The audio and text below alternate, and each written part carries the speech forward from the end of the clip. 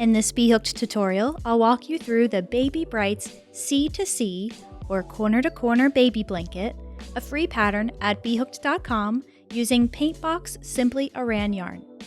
Before we get started, be sure to visit bhooked.com/babybrights for the list of supplies, to see more photos of this project, and of course to find the pattern and color diagram. Everything you'll need to pair with this tutorial and finish your baby blanket. All right, now let's get to it.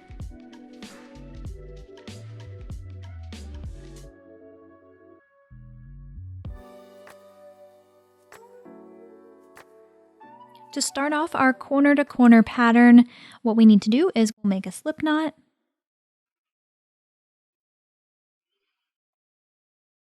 And chain 6.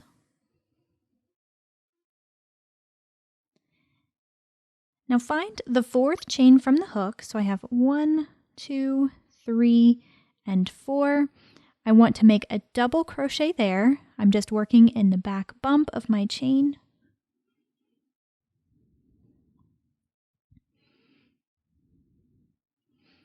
And double crochet once into the remaining 2 chains.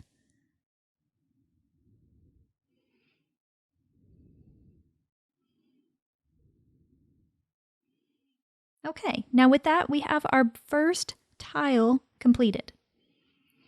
So whenever we want to increase in the corner to corner pattern, we will always start by chaining 6.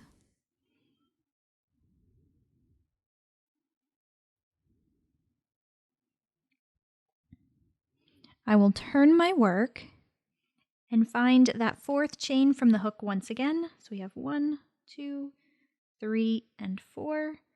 I will double crochet into that chain. Now you can work in whatever part of the chain you can. I personally like to catch those top 2 loops, and you'll make a double crochet.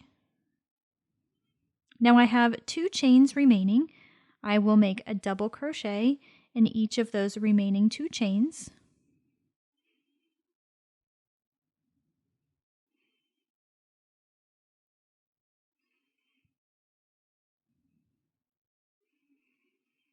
And this is what we're left with. Now find this chain here over on the other side. We will join with a slip stitch there. So just stick your hook right in the space, make a slip stitch, and there we have it. So this tile is now attached to this one, and we can make one more. This time we'll chain 3 because we're not at the beginning of an increase row, and I will make 3 double crochets in this chain space.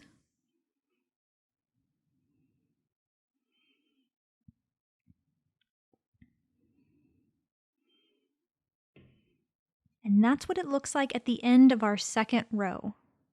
Now, as you've probably seen from the photos, we work 2 rows in each color. We'll need to fasten on here, and what I like to do is do so by working it through the last 2 loops of the stitch, or basically finishing the last motion of the stitch.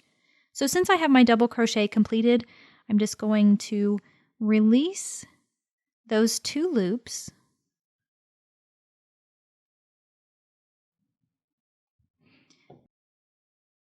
Just sort of fold that over, place it on your hook, and pull it through those 2 loops. Now when you get to the end of any row, we're always going to chain 6 when we're increasing. We'll turn our work and always find that 4th chain. So we have 1, 2, 3, and 4. So we'll insert our hook into that chain, and here's a little tip. We want to carry our non-working color up the side, and that will prevent us from having these big long floats, and it'll just make things look better. So to do that, once you have inserted your hook into that chain, simply take that non-working color and just loop it over your hook. We're not making a stitch with it or anything, we're just placing it over top so that I can catch it and secure it in my stitch. Now we're still working with double crochet, so I will just yarn over and pull through the chain. You can see I've caught that non-working strand. I'll finish the double crochet as normal. Now we have 2 chains left. I will make a double crochet in each of those 2 chains, making sure that I'm catching that non-working strand. So to do that, you'll always just make sure it's resting on top of your hook when you work your stitch. And the last chain here, I will insert my hook, catching that non-working strand so it's sitting right on top. Finish my double crochet. Now I know this is kind of a pain, it's a lot to hold on to, but we're just doing it for 3 stitches at the beginning of this first row when we transition to the new color. Now if you prefer, you could always trim your ends and just weave them in as you go. Now here's where our repeat begins. We will join with a slip stitch to that chain 3 space, chain 3, and make 3 double crochets in that space.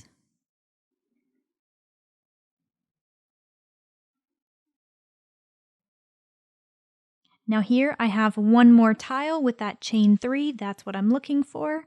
I'll join with a slip stitch there. I'm still increasing, so I will keep going. Chain 3,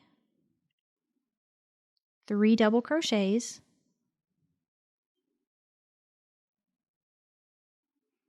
and since I have no more tiles to join with, that means I'm at the end of the row. Now you'll notice we're increasing our number of tiles by 1 every single row. We started with 1, then we had 2, now we had 3, and you can guess that at the end of the next row, we'll have 4. Let's look at how to do this next row one more time. Remember, when we are increasing, we will always chain 6 at the beginning of the row. Make a double crochet in the 4th, 5th, and 6th chain from the hook. And now we can fill out the row. We have a tile here. I've got my chain 3 space. You'll join with a slip stitch there. This is the repeat, by the way. Chain 3. Make 3 double crochets in that chain 3 space.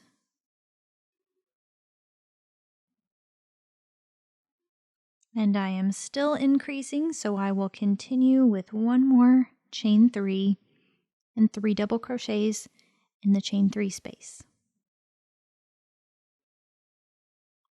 Now as you're working your last double crochet, don't work it all the way. Leave it to the point where you have 2 loops on your hook, and we're going to drop our main color, or pick up color A, make a yarn over, and pull through those 2 loops with a new color because we're ready to start working in color A for 2 more rows.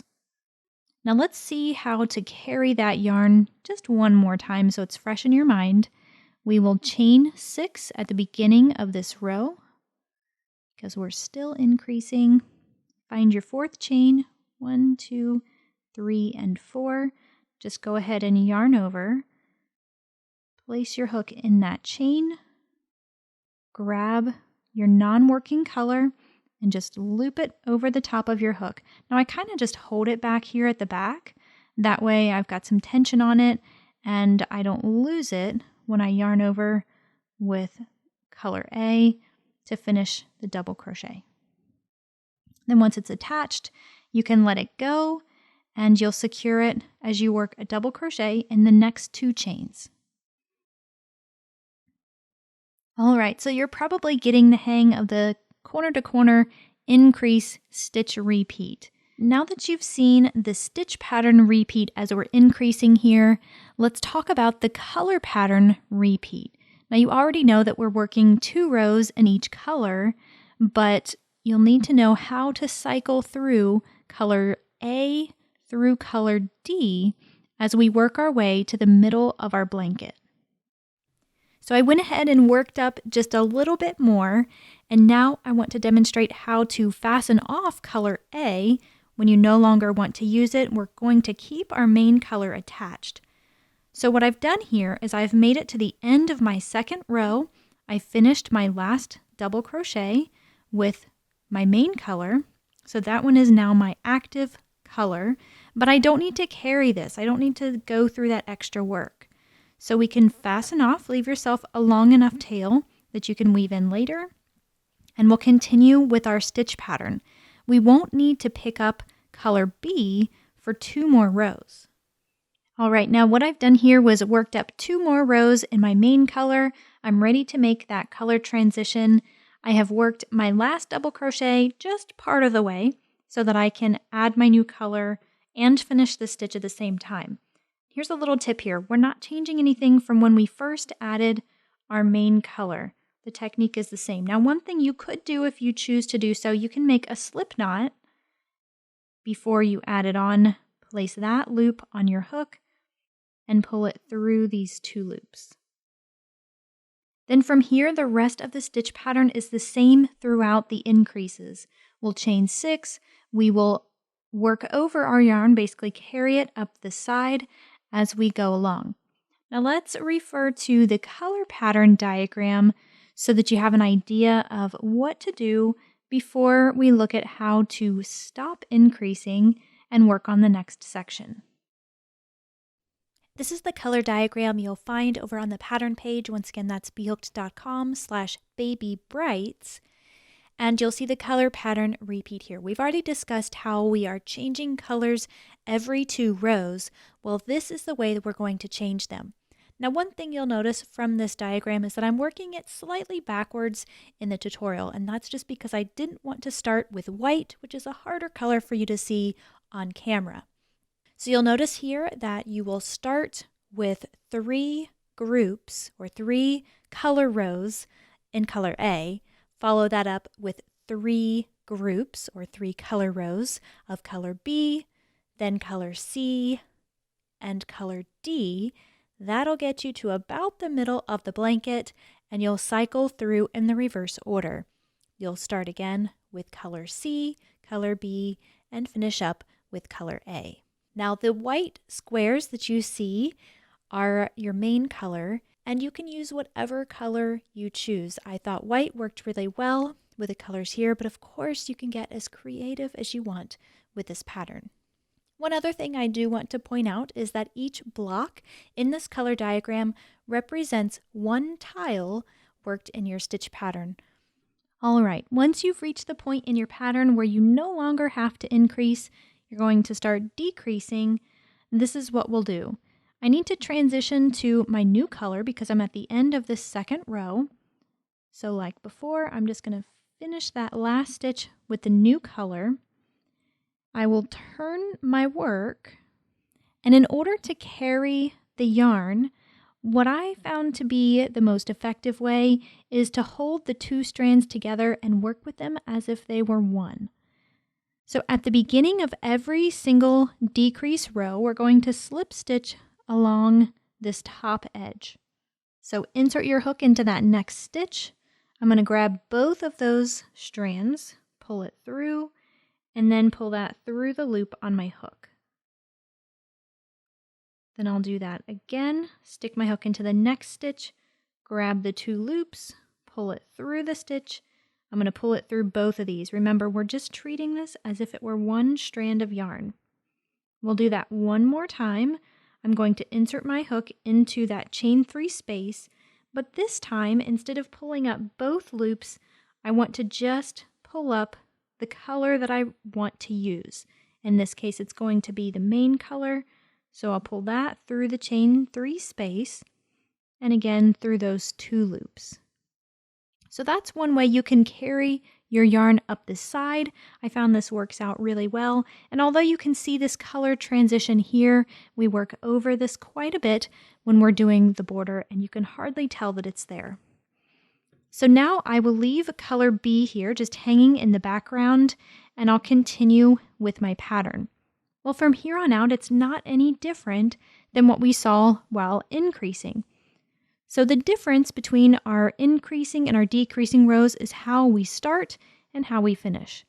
So I will chain 3, make 3 double crochets. I'll work this normal repeat until I get to the end of the row, and I'll show you what's different at the end of a decreasing row.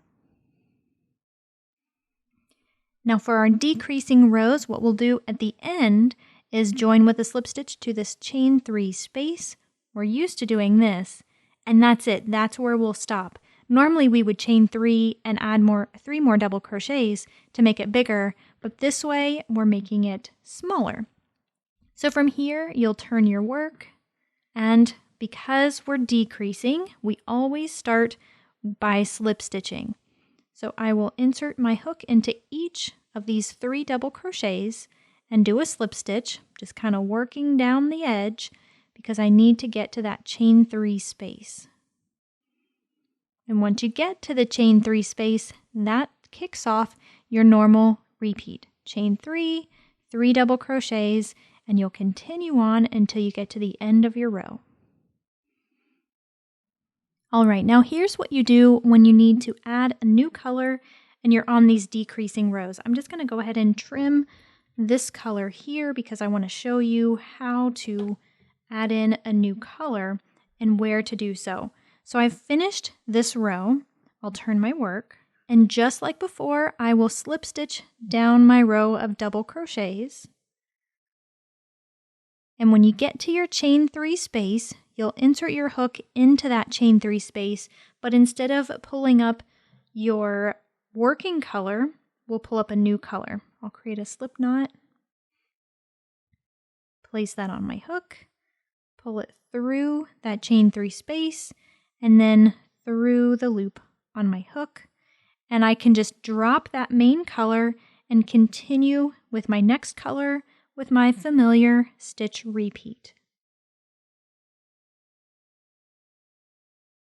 So now refer back to your color diagram to get you through the last half of your blanket, get through all of your decreases, and the next thing we'll look at is the border. Now when you're ready to add the border, you'll grab your border color, create a slip knot. So here I'm starting along the bottom edge. I have that back bump of the chain that I'm working into. So I will join,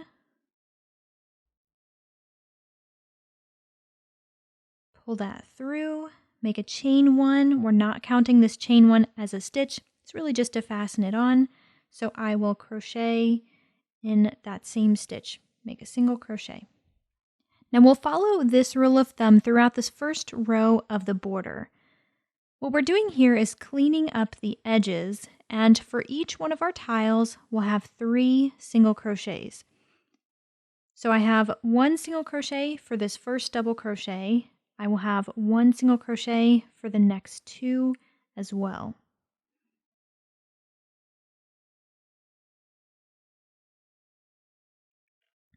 Next, I've come to another tile, and this is where I have the double crochet is sort of off to the side.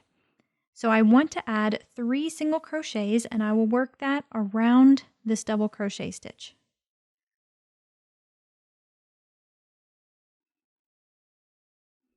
Now I've come to the next tile, and you guessed it, 1 single crochet for every stitch. And that's going to be the trend until you get to the end of this row. Now this is what it'll look like when you get to the end of that row and we're ready to continue. So all I will do is rotate it and work my 3 single crochets for each of these 3 double crochets in the tile. And when you get to that next tile where your double crochet is sort of sideways there, you'll make 3 single crochets.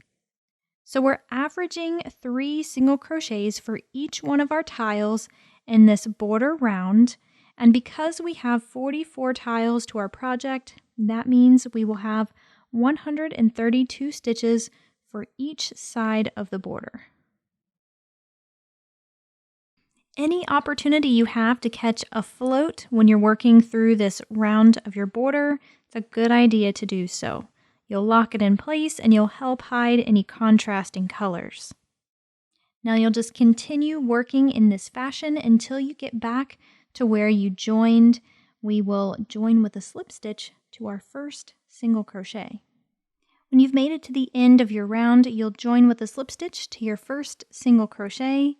And now we'll change things up a little bit. We don't want to fasten off, but we're no longer working in rounds at this point. What we'll do is add on a section one side at a time, sort of like log cabin style, if you're familiar with that technique. So we'll chain 10. I'll find my second chain and half double crochet into that stitch and make 1 half double crochet into each remaining chain. You'll have a total of 9 half double crochet. When you're finished with that, you'll find your next single crochet and slip stitch there. And now we finished that first row. From here, your repeat begins. We'll chain 1, we'll turn our work, but we're really just turning this extra little piece we're adding on. And that chain 1 will not count as a stitch. So I will make a half double crochet in the back loop of that first stitch. And then repeat that 1 half double crochet in the back loop only of every stitch. You'll have a total of 9. Then from here we will chain 1, we'll turn our work again, still working in the back loop only, and that chain 1 does not count as a stitch. I'll half double crochet in the back loop of my first stitch for this new little row, and 1 half double crochet in the back loop of every stitch.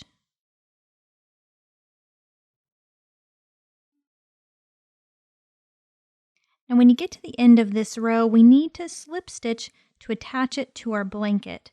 Now that we finished up that first row, the one where we just slip stitched to the very next stitch, we'll only do that at the beginning. From here on out, we will skip a stitch and then slip stitch in the next.